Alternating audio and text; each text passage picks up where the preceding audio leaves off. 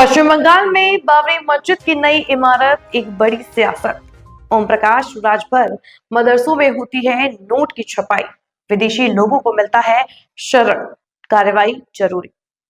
Party कार्यक्रम के तहत जनपद बहराइच के दौरे पर पहुंचे उत्तर प्रदेश के कैबिनेट मंत्री एवं सुहेलदेव भारतीय समाज पार्टी के राष्ट्रीय अध्यक्ष ओम प्रकाश राजभर ने पश्चिम बंगाल के मुर्शिदाबाद में रखे गए बाबरी मस्जिद की नींव पर बोलते हुए कहा कि यह एक बड़ी सियासत की जा रही है।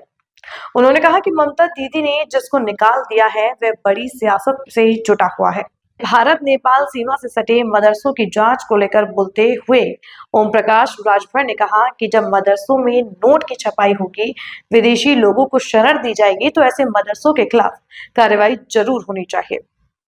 बीजेपी सांसद अरुण गोविल के एक बयान का समर्थन करते हुए ओम प्रकाश राजभर ने कहा कि मस्जिदों और मदरसों के साथ हर चौक चौराहे पर सीसीटीवी कैमरे लगाए जाने चाहिए।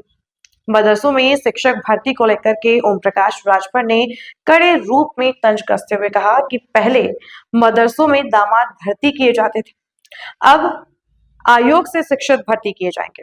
एसआईआर पर बोलते हुए कैबिनेट मंत्री ओम प्रकाश राजभर ने कहा कि विपक्ष जितना सड़क पर रोना रो रहा है, उससे अधिक वे अपना फॉर्म भरवाने और वोट बढ़ाने में लगा हुआ है।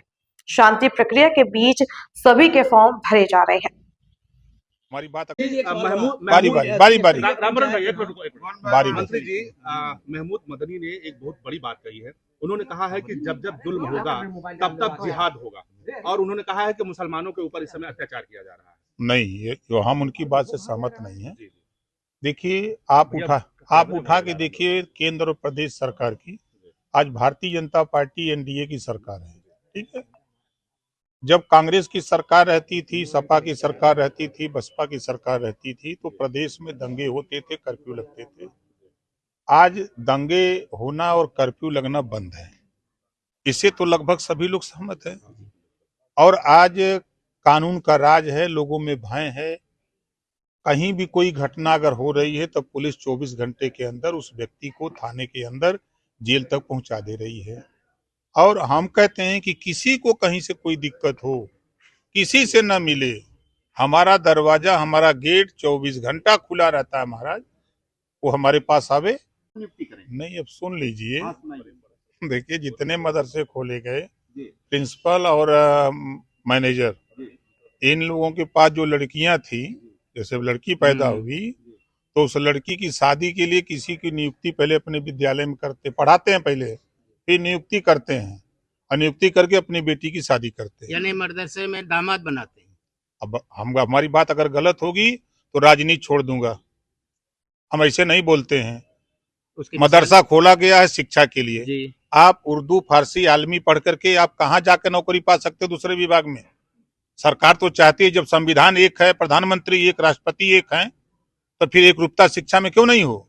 जो सीबीएसई बोर्ड है, आईएससी बोर्ड है, यूपी बोर्ड है, वही मदरसा बोर्ड में सब्जेक्ट चलेगा। आयोग से नियुक्ति होगी अध्यापकों की। अब जब सब में हो रहा अहम सवाल कि पुतिन आए थे लेकिन राहुल गांधी जी को और अखिलेश यादव जी को नहीं बुलाया गया न्योता पर। और सब जाते ही नहीं है महाराज। आप बताइए कि अयोध्या में मंदिर बना, मैं तो खुद विधानसभा में था, स्पीकर महोदय ने कहा गाड़ी दूंगा, भोजन दूंगा, दर्शन कराऊंगा, चलना है चलो भाई, सब लोग नहीं गए।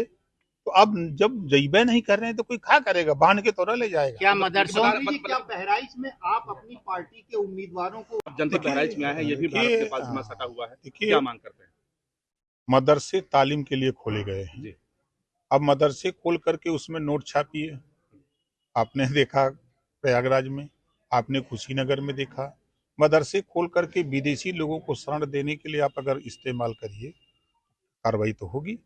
हम तो कह रहे हैं कि अगर आप सही हैं, आपके खिलाफ कोई कार्रवाई हो रही तो आप हमसे मिलिए। हम विभाग के मालिक हैं ना, मंत्री हम हैं। हम उस बात को मुख्यमंत्री से कह करके आपको न्याय दिला देंगे। लेकिन